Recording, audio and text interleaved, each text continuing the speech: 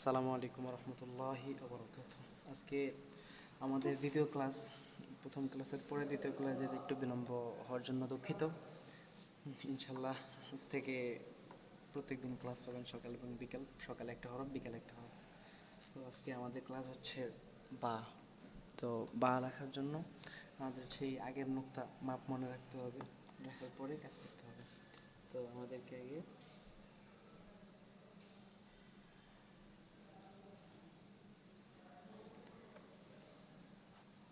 এইটুকু দিতে হবে। তবে এটার থেকে সুবিধা হলো যে নোকতা আগে দিয়ে নাও। আগে নোকতা দিয়ে নেন তাহলে সুবিধা আছে, দেখা যায় যে মাপটা সহজেই মিলে। ঠিক আছে, পরে ইনশাল্লাহ নোকতা দিয়ে দেখাবো। এটা এমন হবে, দুই নোকতা হবে।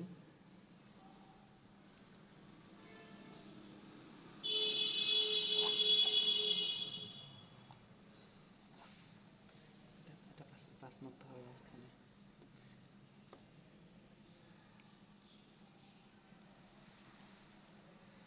3, 4, 5 নোকতা।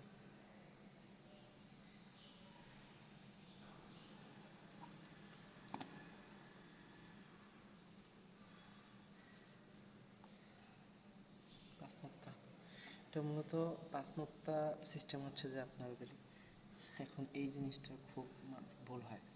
দেখা যায় যেটা সবাই সোজা টান দিতে চায়।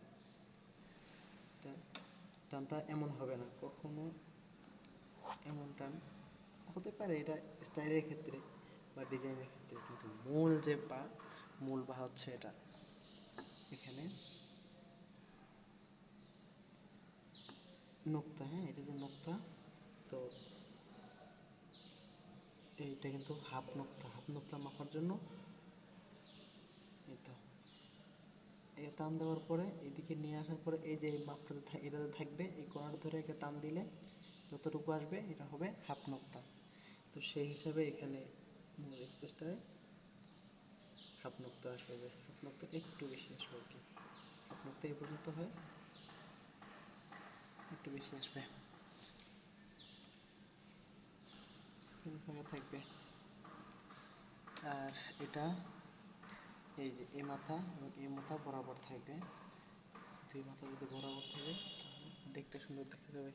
এটা ডিজাইনের ক্ষেত্রে ব্যবহার হয়, কিন্তু এটা মূল যে হরফ বা মূল মাপের মধ্যে এটা পাওয়া যায় না। এই জন্য আমাদেরকে শিখতে হবে, মূল মাপ দিয়ে শিখতে হবে, কারণ ভুল ধরার মানুষ তো অনেক, লিখতে না পারলেও মানুষ ভুল ধরে, স্বাভাবিক এটা না। জন্য সঠিকভাবে শেখাটা দরকার। এটা হলো আমাদের বা। আর বায়ের মধ্যে হচ্ছে যে বায়ের এই টানটা সব থেকে গুরুত্বপূর্ণ হচ্ছে আমাদেরকে শেখা আলিফ এবং বা। কিছু কিছু হরফ আছে